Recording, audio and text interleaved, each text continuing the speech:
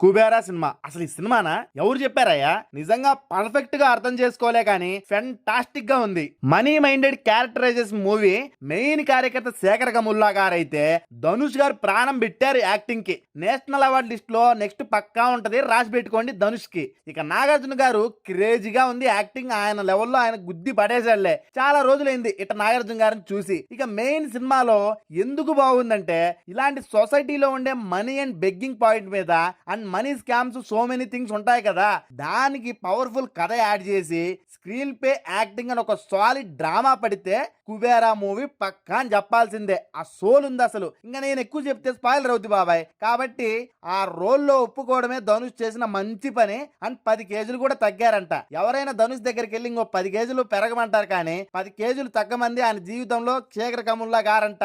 అసలు ఆ ఎక్స్ప్రెషన్స్ ఒక్కొక్క సీన్ కి మైండ్ పోతుంది లోపల ధనుష్ది. ఇక సినిమా పరంగా 3 అవర్స్ ప్లస్ ఉన్నా అక్కడక్కడ బోరింగ్ అయితే ఉంటది కానీ బట్ సినిమాలోకి కొంచెం లేట్ గా వెళ్ళినా కూర్చోబెట్టేస్తాడు మనల్ని. కుబేరా మూవీ మెయిన్ పాయింట్ ఏంటంటే బిచ్చగాడు నుండి రిచ్ అనే పాయింట్ సూపర్ ఫ్లో లో తీసుకెళ్లాడు. కొన్ని సీన్స్ ఉంటాయి బాబాయ్, హై లో మీడియం అని పదాలు సరిపోవు. శేఖర్ కముల్లా గారు ఆయన సేఫ్ జోన్ దాటి మరి ఎక్స్ట్రీమ్ కిక్ ఇచ్చేలా తీశారు. అసలు ఆయన జోన్ దాటి వచ్చారు కాబట్టి 3 ఇయర్స్ దాకా పట్టింది కుబేరా మూవీకి. ఇక క్లైమాక్స్ కొంచెం అటు ఇటు అనిపించిన బట్ కొందరికంటే క్లైమాక్స్ కొందరికి అటు ఇటు అనిపిస్తుంది కానీ అర్థం చేసుకుంటే వాళ్ళకి కూడా అర్థమవుద్ది బాబాయ్. కొందరికి ఒక బిట్ కన్ఫ్యూజన్ అండ్ మైండ్ లో అట్టట్టు అనిపిస్తుంది, అండ్ అక్కడక్కడ స్లోగా వెళ్తున్నట్టు అనిపిస్తుంది. ఇవే కొంచెం మైనస్. కొందరికి మాత్రమే ఇది కూడా. బట్ సినిమాలోకి అయితే ఈజీగా ట్రావెల్ చేస్తాడు శేఖర్ కముల్లా. రష్మిక, నాగార్జున, ధనుష్ రిమైనింగ్ యాక్టర్స్ విలన్లు గానీ ఇచ్చి పారేశారు. వాళ్ళ రోల్ కు వాళ్ళు న్యాయం చేశారు బాబాయ్. ఇక డిఎస్పీ అయితే మెయిన్ కర్త కర్మ క్రియ అంటారు చూడండి, లాస్ట్ లో క్రియ అంటే డిఎస్పీ అనే